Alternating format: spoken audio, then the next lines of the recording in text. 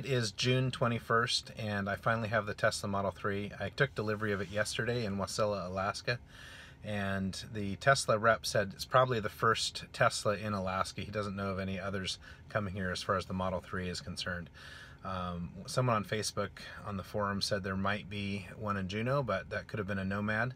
So this may be the first Tesla Model 3 in Alaska. I'm super excited to have it. The car was delivered by a car delivery company that was actually taking some cars from the port in Anchorage to the Chevy dealer in Wasilla, and I just met him there and inspected the car and picked it up. And I've lived with it for a day now, and it's been just fabulous. I would like to tell you about all the quirks that I've discovered and my experiences with the car and just all the inside information about the Model 3 in case there's folks out there who have not found everything they want to know from the various videos that are out there on YouTube. And June 21st today, longest day of the year. It's the solstice, and my reservation was placed on April 1st of 2016. So I happened to be traveling. I was in Las Vegas at the time. I was standing in line for some other event out on the street, and I knew that that was the day to reserve. I didn't have a Tesla store nearby to go to, but I got online and made my reservation, so I was a first day reservation holder who got it online. And I finally got my car delivered to me in June of 2018. So a little over 2 years. It took a little longer to get them to Alaska. Tesla told me that they were shipping to Alaska later than some other places. I think they sort of considered Alaska like Canada or some other country, so we didn't get any of the first orders. But I'm super glad to get it. I did decide to go ahead and get the premium edition, the first car that was offered. Being in Alaska, the climate is often very icy and snowy in the wintertime, so I really kind of wanted the all-wheel drive. But the thing is that Tesla has just this quarter hit their 200,000th car. Elon Musk has tweeted that the short sellers are going to have a rude awakening in a couple weeks, which I think is reporting their second quarter earnings, which probably will be a profit for Tesla. So I expect their stock to go up significantly. In any event, I decided to go ahead and get the first car offering, because if I waited, I could potentially be farther back in line and then lose my tax credit. It was pretty important for me with a $51,000 car that we get the $7,500 tax credit, which really goes a long ways towards covering some of the depreciation you're going to realize immediately with the new car. And not having all-wheel drive, I may not be able to accelerate quite as hard in the wintertime without slipping, but I've heard the traction control is pretty good on these cars, especially when you consider people that are owning Model 3s and Model S's and X's and so on in Norway and other northern countries that have had some experience with them. So in any event, I have the rear-wheel drive version. I do like the premium package. It's a beautiful car. And the quality control, I'll talk about that a little bit. The car looks really good overall. I've inspected it carefully. I did find a few small flaws on it. Concerning the paint job, it looks pretty good. There's maybe a very mild amount of orange peeling in the paint, but I have a Toyota Sequoia and it has that problem just as bad or worse, and I think that meets whatever level of quality control they usually have for these cars that go to general consumers. The paint jobs usually are not perfect. I did notice a flaw on the front air deflector just under the bumper, where the red color coat was thin, and it is supposed to be a multi-coat red, so I'm a little disappointed that they didn't even get completely full coverage with the red paint. So you can see that there's a small area in the middle where the red coating was light and did not reach a uniform red color there, and then it was clear coated over the top of that. It's a little hard to see unless you're in direct sunlight, but that did seem to get by their quality control folks. I did speak with Tesla while the car was in transit. They took it up to Seattle to their service center there, and I asked them if they could really do a careful check on it and make sure everything was okay before it was sent, since we don't have a service center here in Alaska, and they said they would do that. I did notice a couple of small scratches on the car from transport that are very mild, and then a couple areas where it looks like they tried to buff things out when they were detailing it and didn't do a really great job on it. So I did end up getting the first car that they offered, which is the premium package with the rear-wheel drive and the long extended range. The car cost $51,000 as configured. The extra $1,000 was for the red multi-coat color. And I got the Aero wheels because I knew I wanted to have those. If I didn't like the look, I can always get another pair of wheels, but only Tesla is offering the Aero wheels. So if you want the Aero wheels, you got to get them from Tesla.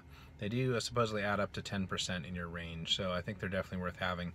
I wasn't sure if I'd like them or not. I'd never seen them in person, but now that I have the car with them, I think they look great. The car looks like a car from the future anyway, and I have no problem with those wheels at all. I do plan on getting some extra wheels anyway. All my cars in Alaska have an extra set of wheels with winter snow tires mounted on them, and I just switch them over every season. Right before winter, put the winter tires on, and then right after winter, take the winter tires off. And it's really nice to have them on their own set of rims. So no problem there getting the Aero wheels. Those can be my summer wheels, or vice versa. And I'll get some other wheels later probably.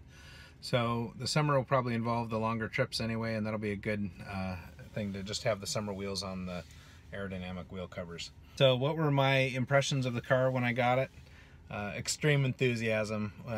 Driving it for the first time, it was just amazing to pull away from the parking lot and onto the highway and have no sound from the car at all. And just the feeling of the electric drive is amazing.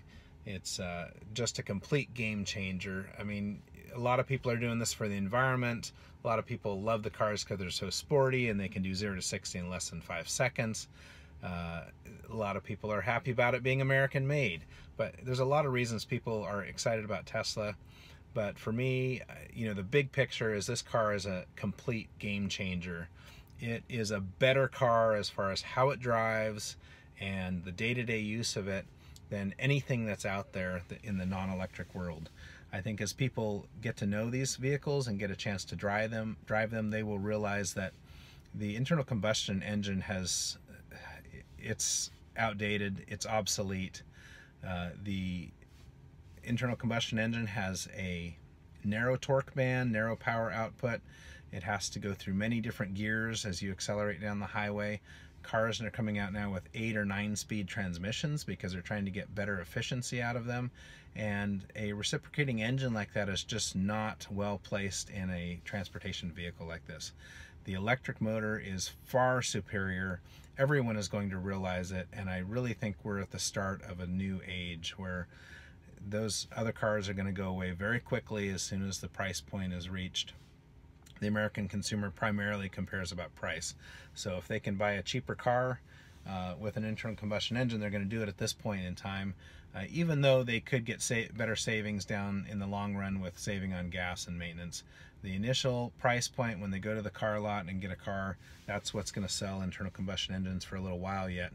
But once the price comes down, and it is coming down because the battery prices drop so much, especially Tesla with the Gigafactory and how they're mass producing batteries, in a short while I think that the price will come down to where people are really going to see price parity with these cars.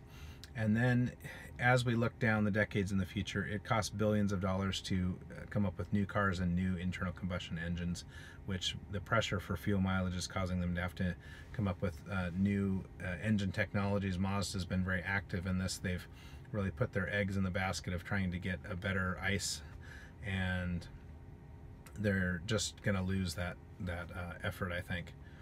So you see some car companies like Mazda that are really putting a lot of effort into holding on to the internal combustion engine and putting small engines in cars and turbos and using computers to try and get the last little bit of fuel efficiency out. But we're going to see the price issue come into play when it comes to car companies not just selling their old ICE cars for a lower price, but when it comes to them having to develop new engines, and it's just going to be so much cheaper for them just to use an electric motor. And I think once that happens, everything's just going to switch over. You're going to see probably in the next 3 to 5 years that many of the car manufacturers are coming out with these battery electric vehicles, and the range anxiety is no longer an issue at all. There's just no reason not to buy one, and there's so many reasons to buy one. Even if you don't care about the environment, there's so many reasons to buy one of these cars. Once you test drive it and ride in it, once there's enough of them out there that people can actually test drive them and get to know them, they're going to be all over the idea of having a battery electric vehicle. Many of the car companies are coming out with battery electric vehicles. General Motors is doing that. They have their own version of the autopilot in the Cadillac that's actually quite good. I'll talk about that at some point. The other companies like Volvo has decided they're not going to invest any more money in the internal combustion engine. Volkswagen is coming out with not only the e-Golf but others. Porsche has their Mission E concept car, which is going to replace the Porsche 911 with a battery electric vehicle. So we are going to see a lot more cars on the market. But one benefit for Tesla is they are early in the game, and their big advantage is the Gigafactory. So they are going to be able to mass produce the batteries for these cars, and other manufacturers like General Motors and Volkswagen are going to have to come up with their own batteries or buy them from Panasonic or some other company, but I doubt they're going to have batteries that can be produced as cheap as what Tesla's making the Gigafactory.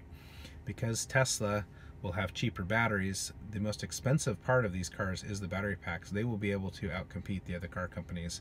So I think they have a huge advantage there. If they can produce cheap batteries for their cars, they will be able to produce a car that's cheaper than the others with comparable or better features, and there just won't be much of a reason not to buy a Tesla. They're really going to have to work on their quality control and make sure the reliability meets the consumer's demand. So if you're thinking about an electric vehicle, range is not an issue. This car has a 320-mile range, and just think about if you had your car and it had only one gear that you never needed to shift other than reverse, and that accelerated seamlessly with one continuous pull of power from 0 all the way up to 140 miles per hour. A car that you never had to worry about putting gas in or buying gas for. You didn't have to worry about oil changes or oil filter changes or coolant leaks, oil leaks, all the things that you worry about with an ICE vehicle. You didn't have to worry about any of that. And in addition, you could just plug it in at night like you do your phone, and it would only cost $5 to fill up instead of $70. It's just a no-brainer that you would want a vehicle like that. And I think that's why there's 500,000 people standing in line for these cars, and all the other manufacturers are just scrambling to catch up with coming out with their own BEVs. So just to summarize, I've had a lot of different cars. I've probably owned 15 different cars: Mazdas, Volkswagen, Ford, BMW, Toyota, and I've had some nice cars in the past, but this Tesla is the best car I have ever driven. It drives and handles so great. My handling comparison would be the BMW 3 Series, which was up until now my best handling car as far as corners and twisties and driving dynamics, and this car corners and handles better than the BMW.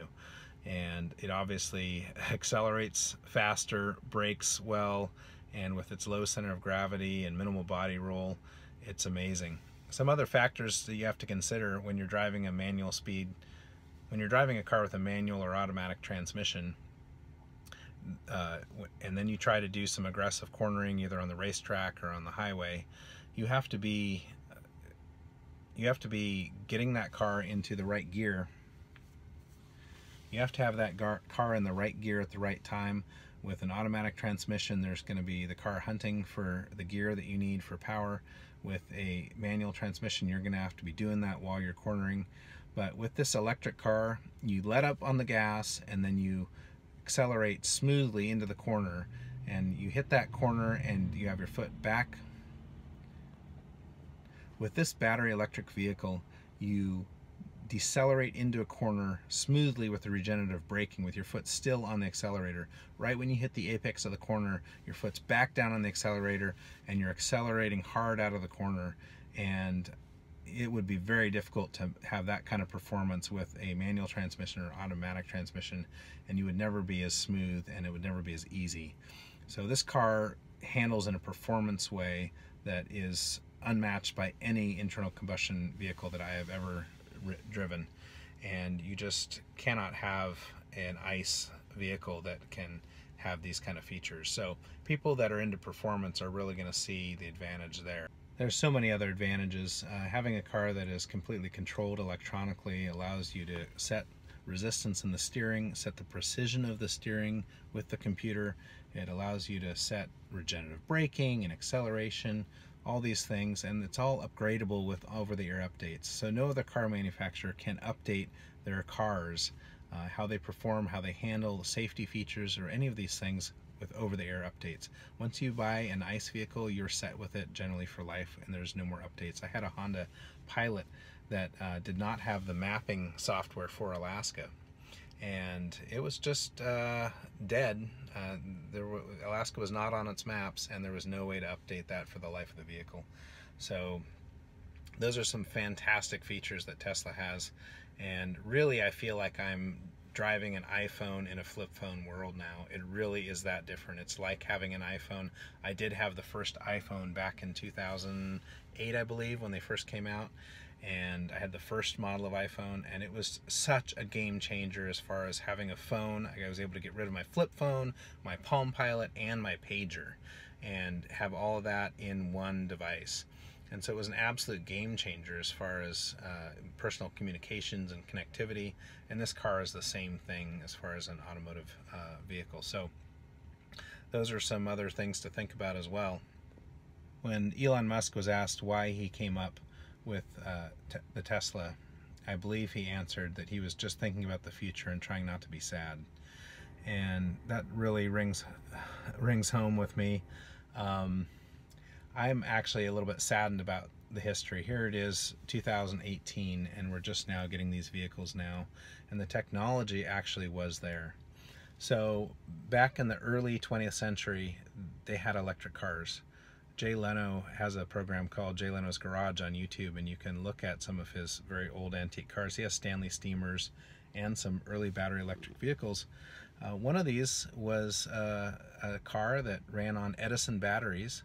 It only went about 30 miles an hour, but for the 19 teens, that was not bad, especially for the city. And he mentioned that New York had, I think, thousands of charging stations.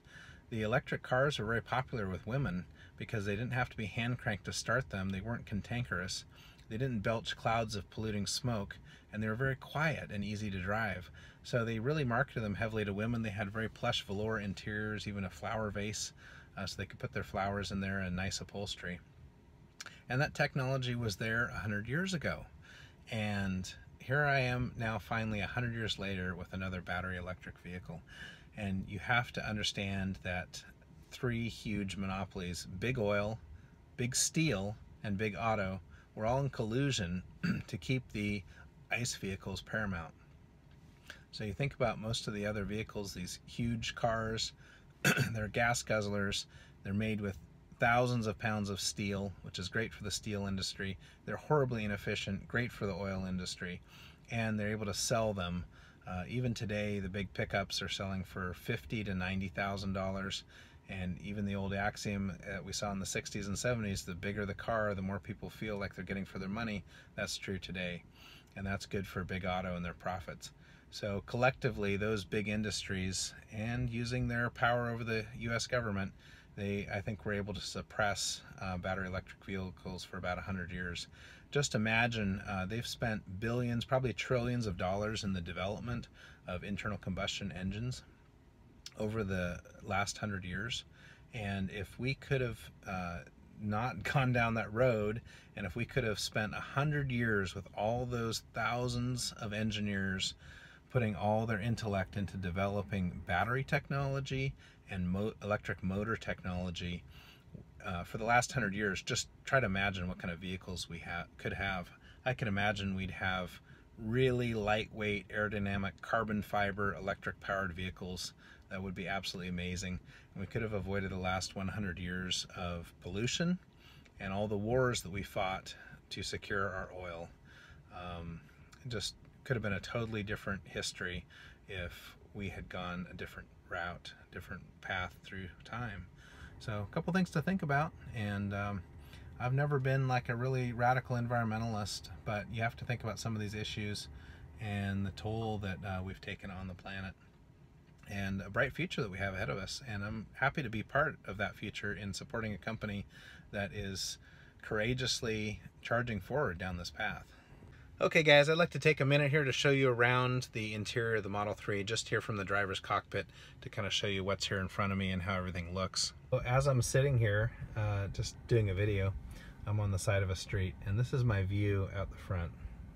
So nothing there behind my steering wheel, and just this unobstructed panoramic view at the windshield is just fantastic.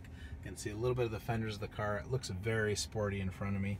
I do love the red color. I'm glad I went with red. I had a hard time choosing between red and blue because blue is my favorite color, but in the end I said, you know what, this is sort of a midlife crisis car for me, so I'm gonna get the color that I really want in a perfect world, and that's red. My last BMW 3 Series was red, so this is sort of an update to that. I do love this panoramic dash and the view at the windscreen, and this soft, luxurious sort of plastic that they have here, and then the cloth speaker cover also covers the defrost, and that's just very well done and beautiful, along with the wood that we see here. I do like the wood trim. It looks rich, but also a little bit modern too. And I think the vents here, with the primary vent blowing towards you and then this other vent modulating the flow of that airstream, it's just really genius. These little buttons on the steering wheel, they control various things through the interface, and they're just perfect. You can select your music, press play, and turn your volume up and down with the little bars, and then left and right to switch between songs. And the blinkers are over here along with the wiper controls, and then over here very easily to switch into park and drive, and you push down all the way and you get your cruise control, and the cruise control is very easy on that. I'll talk about cruise control later.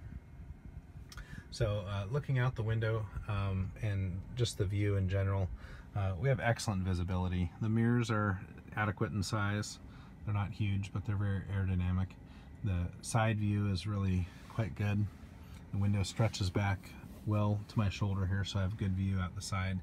And then, as I mentioned, the panoramic view at the windscreen is great. The mirror here, rearview mirror, is a little small. It almost looks crystalline. It's kind of unique, a little bit maybe out of place. I would think of this more in a Cadillac or something. And then this windscreen continues up into the glass roof, and we've got this panoramic view at the back. So I couldn't be happier with the glass on this. I probably wouldn't have picked a glass roof, but that's what came on this car, and it is absolutely lovely. People made a big to-do about, oh, this screen is over to the side here and it's not directly in front of you, and oh, what am I going to do without any gauges here in the middle? But honestly, when you actually sit here and drive the car, it's absolutely not an issue at all. I mean, I'm looking forward, and just to my right is the speedometer. So the speed will appear up here when I'm driving, and it's totally right there in my view. Oh, the car thinks that I'm ready to drive, so it's telling me to put my seatbelt on. Right here is the speed when I'm driving, and it's within my field of vision. You're looking through the video right now, this would be how you would be looking down the road. You see everything, and in your eye you see the speedometer right here. It's a slight glance of your eye that's no more than the slight glance down here to where the traditional speedometer would be, and it's not hidden by the steering wheel. So it is a totally non-issue, these concerns people had about the speedometer being slightly to the right. I have no problems at all. It's not even really an issue of having to get used to something. Everything on the screen is well laid out, and I'll go through all the controls on the screen at some point too. But you know, general impressions, it's fantastic, and I couldn't be happier with it. So on the door right next to the driver here, we have this Alcantara suede, which is actually quite nice and soft. Apparently that used to be on the roof liner, and now they've replaced that with more of a cloth type roof liner. I really like these controls. All the windows are auto down and auto up, and it's a very nice piano black finish here. These finishes will show some fingerprints, but I really don't mind that too much. I have a pretty clean car. This is our unlock button for the door, and it pops the door open. Since these are frameless doors, there's no frame here around the window, so the window has to come down slightly when the door opens, so the door can open from the seal. It pops back up when you close the door, and then all these buttons are very nicely ergonomically within reach. And then this lever here is the emergency release for the door if you did lose power and had to open the door. It's a nice little pocket down here, room for a water bottle right here, and a little place to store things. Nice soft rubber. Then you have a speaker down here, speaker up here, speaker up here, speaker up there, and I don't know how many speakers in the front, but it's a very nice sounding stereo system in this car. It does feel quite premium. Of course, our adjustment knobs that go up and down, left and right, and then same over here. And these can be used to control such things as the steering wheel position, the radio position, phone calls, those kind of things. Of course, our display here is fantastic, and we're going to find everything there on the display. Charging port for our phone, and it comes with a cord for Android or for the iPhone. And this finish here certainly does pick up some fingerprints. So I keep a little microfiber cloth and I'm wiping off fingerprints fairly frequently. It looks beautiful. I may cover it with some kind of a vinyl matte finish to keep the fingerprints off it, but it is fantastic. So then underneath your armrest here, this is actually nicely padded. It feels very soft and nice to the touch. You can lift this up and you've got a storage compartment, and there's like a little tray here. So that can come out. It's kind of velvety. You can put things in there, and then there's a deeper compartment. And taking that out, I see in here that Tesla not only gave me the cords for my phone hookup, but they gave me a little model car. So that's in the box there, a little model Tesla. So they gave me a toy. I'm pretty happy about having a toy come with my car. So we'll put that down. You get the car, the screen is going to be covered with this plastic protector like you get on an iPhone. I just took that off. And the hazard button is actually right here. And there are some ambient lights underneath there, and then of course your map lights up there. And that's about it. Extremely minimalist. Everything you need is on the screen. So we'll go through all the screen features. That's the view out to the other mirror. Looks quite good. When you put the car into reverse, you can set this so that the mirror goes down to see the curb, which is nice, especially when you're parallel parking. And then all of that's customizable, exactly where your mirrors are at, whether you want the mirrors to tilt and all those kinds of things. So reflected in the mirror-like finish, you can see the back of the display. This display is very solid. It feels like it has a metal mount, and it does not move at all pushing on it. It gets slightly warm back here from the computer running. Opening this up, you can put your phone in here to charge. There's a little bit of space under there for cords and other things. And then this little hatch right here opens up for storage. I have a couple little cords in there. I thought I would need some cords, but Tesla actually brought all this cord stored in here when I got it. So there's a cord for Android and a cord for the Apple products as well. Go ahead and close that there. And then we've got our cup holders. So right here, and this is where you put the key card if you don't have your phone set up, or you have lost the battery power from your phone. You put the little credit card size key here for your backup. And it comes with pretty decent floor mats. This side's a little dirty for my passengers today. And just looking over at the other side, and the vegan leather seats. Okay, so just as I'm sitting here, you can maybe hear the fan is running, the climate control is on even though I'm parked. Of course, without having a internal combustion engine, there's no motor running and no worry about depleting my little 12-volt battery as I sit here. But we're going to go ahead and drive forward here. I'm going to go ahead and lower this into drive. I feel the brake pedal kind of pop out a little, and I hear the rear friction brakes release, and you can see the model of the car here. And if there are other cars around you, there's a nice little display that shows you what's nearby. And I'll just be quiet now so you can hear what the sound is like. We'll actually turn the fan off. And now we'll start with it absolutely quiet.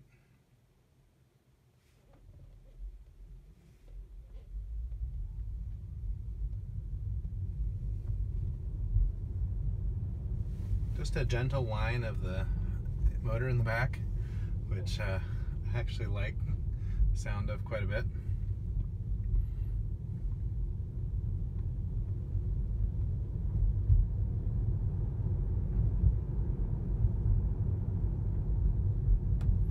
Another concern a lot of people had was wind noise, and there really is not much of any wind noise to speak of. I've had this car up to at least 80 miles an hour and been in quiet, pleasant conversation with my partner in the car, and found this is one of the quietest vehicles I've owned. I think people are particularly concerned just because there's no other sounds to mask the slight bit of wind noise that guys heard. Coming around, so I've got it in reverse, and there's the nice big backup camera display. And this does give you a great view out the back of the vehicle. Back into drive, and you can press this button while you're driving and see out the back camera. I don't know if any other cars do this, but you can look out the back with the camera while you're driving if your rear view mirror isn't big enough.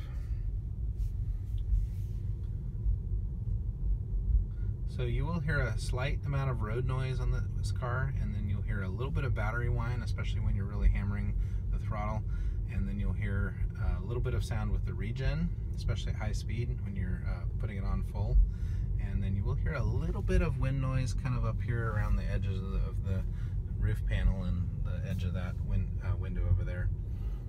You can actually hear the friction brakes on the rotors, and then silence. Anytime you're not moving, you get this wonderful sound of silence. All right, let's do a 0 to 60.